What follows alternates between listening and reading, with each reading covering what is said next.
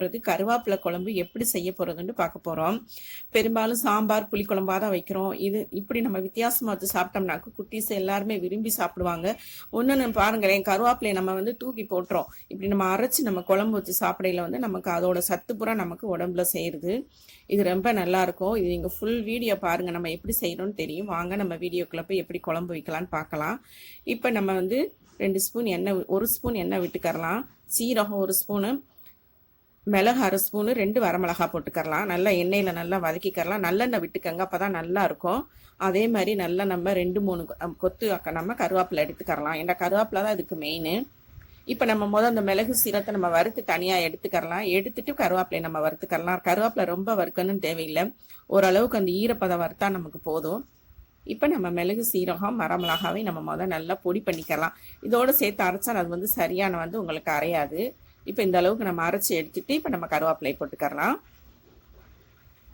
அப்படி வாசம் மனமாக அவ்வளோ ஒரு டேஸ்ட்டாக இருக்கும் பாருங்கள். இப்போ கருவேப்பிலை இந்த அளவுக்கு நல்லா நம்ம அரைச்சி எடுத்துக்கிட்டோம். இப்போ நம்ம ஒரு சட்டியில் நம்ம எண்ணெய் விட்டுக்கரலாம். நல்லெண்ணெய் விடுங்க.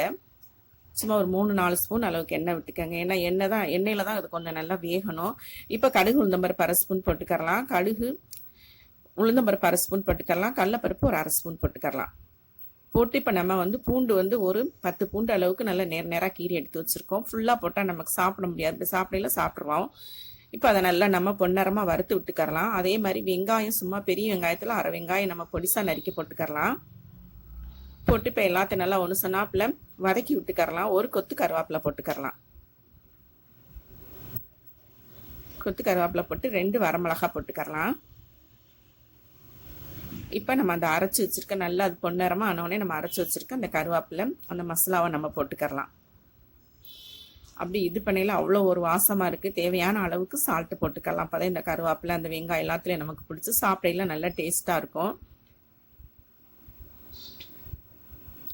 பாருங்கள், நல்லா நம்ம எண்ணெயில் அந்த பச்சை வாசம் போகிற வரைக்கும் நம்ம நல்லா கொஞ்சம் வதக்கி விட்டுக்கரலாம். வதக்கி விட்டு அந்த மிக்ஸி கழுவுன தண்ணி இருக்குது பாருங்கள், அதில் ஒரு 2 ஸ்பூன் 3 ஸ்பூன் அளவுக்கு தண்ணி விட்டு இப்போ இதை ஒரு 2 நிமிஷம் 3 நிமிஷம் நம்ம மூடி வச்சிடலாம். சிம்மில் வைங்க. சிம்மில் வச்சுட்டு இப்போ பார்ப்போம். பாருங்கள், நல்லா நமக்கு அந்த பச்சை வாடை போய் நல்லா அப்படி கமகமன்னு சூப்பராக இருக்குது. வீடே நல்லா அப்படியே தூக்குது அந்த மிளகு சீரகம் வாசம்.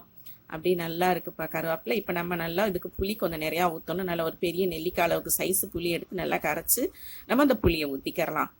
புளி தண்ணியை ஊற்றிக்கிறலாம். ஊற்றிட்டு இப்போ நல்லா திருப்பி நமக்கு தேவைக்கு ஒரு 1/2 கப் அளவுக்கு தண்ணி ஊற்றிக்கிறலாம். இது நல்லா கெட்டியாக தான் இருக்கும்.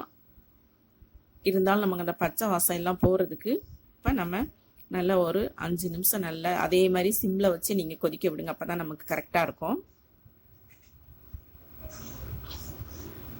உப்பு பார்த்துக்கங்க. உப்பு எப்படி எங்களுக்கு கரெக்டாக இருக்குன்னு பார்த்துக்கங்க. பார்த்துட்டு இப்போ நம்ம தேவையானனா உப்பு நான் போடுறேன். நீங்கள் அதே மாதிரி உப்பு போட்டுக்கங்க. சால்ட் போட்டால் தான் நமக்கு நல்லா கரெக்டாக இருக்கும்.